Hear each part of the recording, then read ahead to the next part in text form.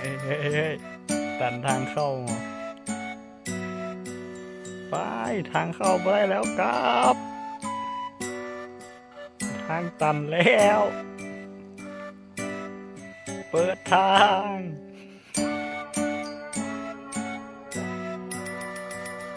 มีหมอส่งข้าวแล่นไปบอกหมู่แล่นต้องไหมเลยแล่นไปบอกป้าประกาศทางเข้าได้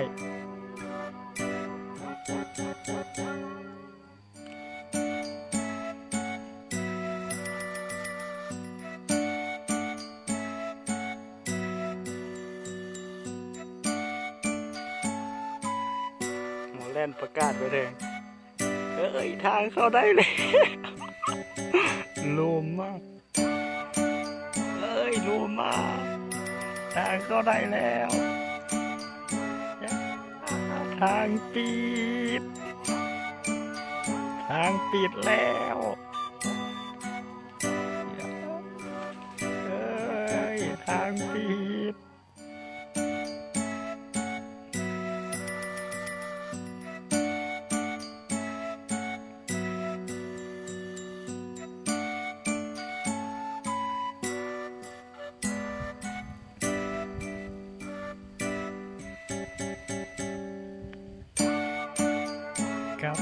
กับทางปิดหมูกับ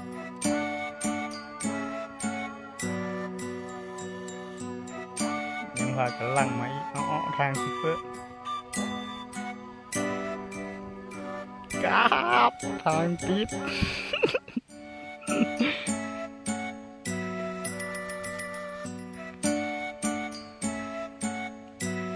โอ้กับไปส่งหูไหม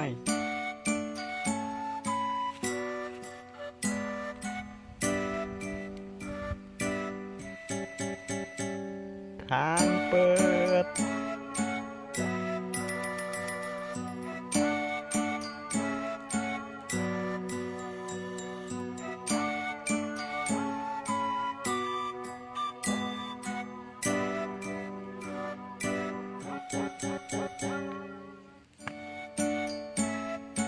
ทางเปิดแล้วโอ้โอ้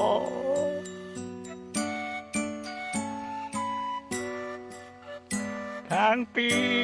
ด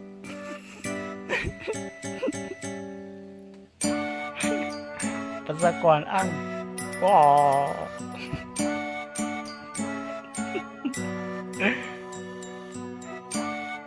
เอ้ยมันปิดแล้วครับ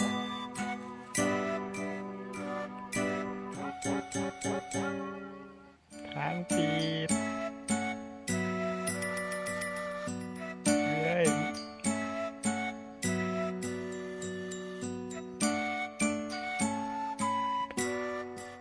เศร้า